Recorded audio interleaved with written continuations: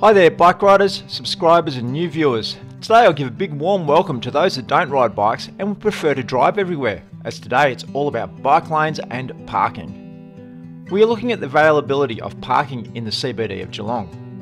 Whenever someone mentions bike lanes, there is always a few people that blame the bike lanes for everything going on in the world. It seems that the 3 kilometres or so of protected bike lanes in Geelong along Mallup, Moorabool and Geelong Street have a lot to answer for. Geelong Street, it seems, is responsible for global warming. Mallup Street has caused a number of conflicts in the Middle East and Europe. But the worst offender is Moorabool Street and is wholly responsible for the Geelong Cats not winning the AFL Grand Final in 2023, which has really got the ire of Geelong motorists.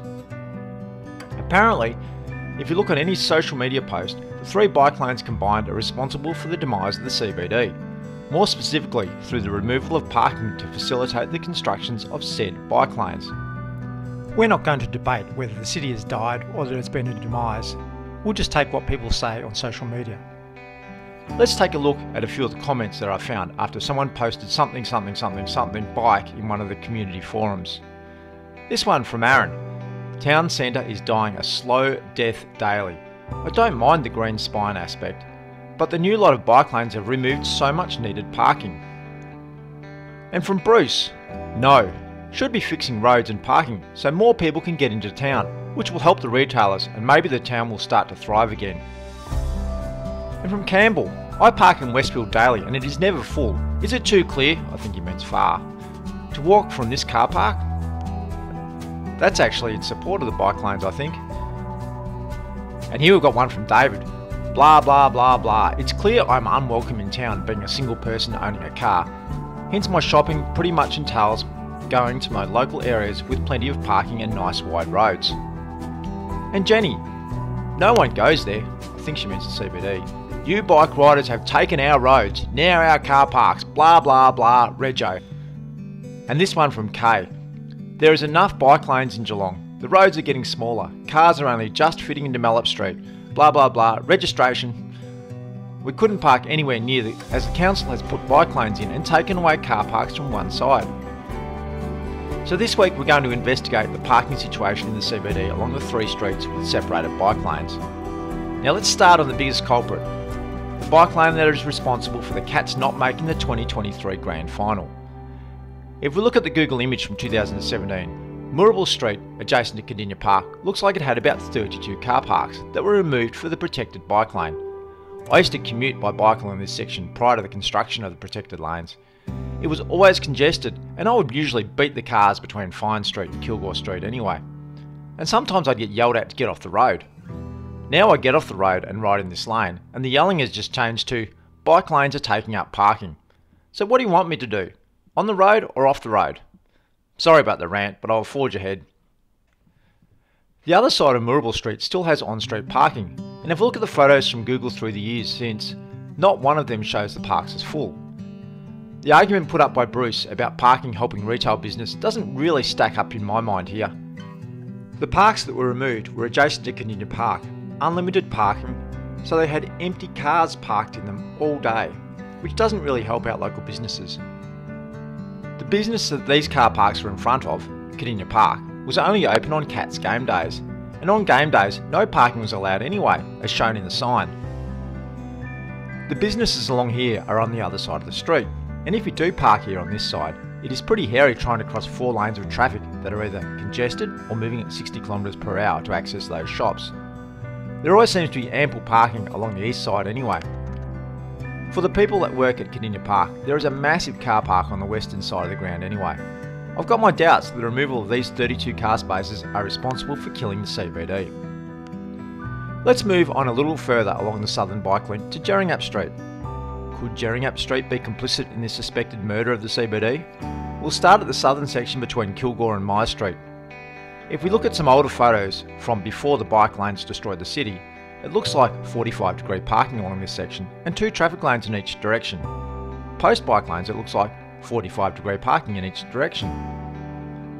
I can't see any significant reduction in car parks in this section. I also looked at the parking time limits, and it seems that nothing has changed. It is a combination of 2-hour and all-day parking, both at the time of filming and prior to the bike lanes. The main change in this section is that one lane has been removed from each direction and is now one lane each way instead of two. Maybe that is what killed the CBD. I wouldn't know, I just ride my bike and always seem to be able to get a park directly at the front of where I want to go. From this Google image in June 2023, there doesn't seem to be a car on this section of road. So if we use the same logic as Josh, then we should probably just remove Jeremy Street from the face of the earth. I've ridden this section many times and I've never seen a queue of traffic. Even though Jeremy Street bike lanes are responsible for global warming, I'm not sure we can blame them for destroying the CBD by removing the parking. Let's move further along Jeremy Street from Myers Street to Little Mellop Street. This is much the same as the first section, where it has gone from 45-degree parking and changed to, well, 45-degree parking and 2 traffic lanes to 1. Again, I've never seen a traffic jam on this section of Jeremy Street. Looking at the section on the north side of Ryrie Street, it looks like there has been about 5 parks removed from the west side of the road, and on the east side has gone from about 7 to 4. Pretty minor numbers really. Moving on to the CBD serial killer known as Mellop Street, we will start at Block 1 between Jerringap Street and Moorabool Streets. This was installed as a non-protected car door zone of death bike lane, sometimes between 2007 and 2010. Looks like not a single park was removed, but I'm sure it still gets the blame for destroying the city. This is a poor design for bike riders, and for those of you that don't ride anywhere and are watching the analysis of parking, this bike lane is positioned right in the place where drivers open their doors. There is usually a number of bike riders killed each year around Australia when someone opens their door and knocks a bike rider into the path of the car in the traffic lane. So when you see bike riders riding along the line or out in the traffic lane, this is to avoid the dooring zone. Please have a little patience and the bike rider will normally get out of the way for you when it's safe to do so. Anyway, we're not here to talk about the bike lanes themselves, we're here to talk about parking. Seems I can't blame the removed parking on this section for killing the CBD, because none were removed. Looking at Block 2, which is the heart of the CBD retail area between Moorabool Street and Yarra Street, and it's the divider between Westfield and Market Square. Looking at the eastern section of this block from Google Images in 2017, on the left side there are a few car parks. The bike lanes are already there, but not curbside protected lanes. On the right side there is a big long loading zone. Travelling through time to 2023, the loading zone on the right has been removed, and there is a similar amount of parking on the left to what there was before. There is no real change to the parking on that side, and all that has happened is that the bike lane and the parking lane have been switched around. There are so many people and so few parks here, before or after the bike lanes were installed. If you were to get a park in this section, it would be like winning the lottery. Next time I buy a lottery ticket and my numbers don't come up, I know that I can now blame the bike lane along Mellop Street as the reason I didn't win the $100 million. Further along this section, it looks like another 7 parks have been removed from the right, but a few added on the left, including a disabled parking spot. There has also been some trees and garden added to the right. I've never seen any possums or birds using those trees, so they are a waste of money and should be removed, to use Margaret's logic. Before we look at Block 3, make sure you subscribe to see more videos about bike infrastructure in Geelong. Block 3 is the newest section, but is only half complete. We did a full video about this section. Search up Mellop Street Block 3 on this channel. Nothing much has changed on the northern side of the road, so this can't be the reason CBD died. It still looks the same, except for some green paint. Like in a game of Cluedo, I've narrowed this down, and I'm only left with one option. It seems as though it is Reverend Green Bike Lane in Mellop Street South Side with the magic car park removing wand, as this is the only option left. This must be it. The bike lanes have removed 22 parking spots from Mellop Street. So this is it. This is the bit that everyone has been saying killed the CBD. In that case, all the car parks around this area must be full all of the time. There are some pretty big car parks adjacent to Mellop Street. Let's have a look in Westfield. It's a Thursday around lunchtime, and just the most convenient bottom level, there are plenty of spaces left. I imagine there are plenty more on level 1 and 2. How about we try the car park at the back of Officeworks? That one is a bit tighter, but still a few spots. What about the City of Greater Geelong car park off Little Mellop Street? This only looks half full, and this is a Thursday around lunchtime, probably a time when the CBD is busy. And there are still plenty of car parks available. So going back to my Cluedo game, I guess because there are still so many parks in the vicinity of Mellop Street available, what I have on my Cluedo list won't match the CBD murderer. Let's go back to a few more of the interesting comments that I found on social media that I mentioned earlier. There is enough bike lanes in Geelong. The roads are getting smaller. Cars are only just fitting in Mallup Street. Blah blah blah registration. We couldn't park anywhere near it as council has put in bike lanes and taken away the car parks from one side. I wonder what Kay's definition of near is.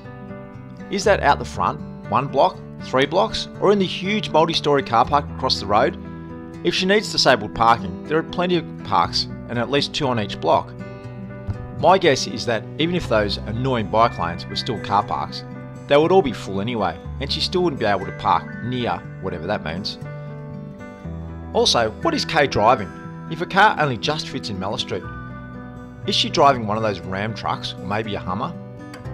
Or is the steering a bit wobbly, making the lane not wide enough for her to wobble on the road? As for there is enough bike lanes in Geelong, it is still very hard to get around central Geelong by bike, as many of the bike lanes are not connected. I think some people think bike lanes are there for someone just out for a leisure ride, but they're there so people that are able to and willing can get to places without going by car. I don't think anyone would argue that all cars should be banned from the CBD. What the city needs is options, so that those who can go by bike. The added benefit of this is that for each person that goes by bike, it frees up a parking space for those who really need them, maybe someone like Kay. There's always plenty of comments on social media about how the bike lanes have destroyed the city and there is nowhere to park, which translates to, I can't find a free park immediately out the front of the shop I want to go to, and so I need someone or something to blame. And how the city is a ghost town now, and it is because the parking has been removed to install bike lanes. Well, if the city is a ghost town, there'd be plenty of parking spaces, and if there was no available parking spaces, the city wouldn't be a ghost town. Which is it? A ghost town, or is it full of people and cars? Anyway, I'll leave you with this collation of photos where people seem to think that everywhere is still free parking anyway. This is just my collation from the last couple of months. I can only imagine how many there would be in total. Thanks for taking time to watch. Don't forget to click on the subscribe button. I'm the Bike Route Buddy, and maybe one day I will see you in a completed bike lane network.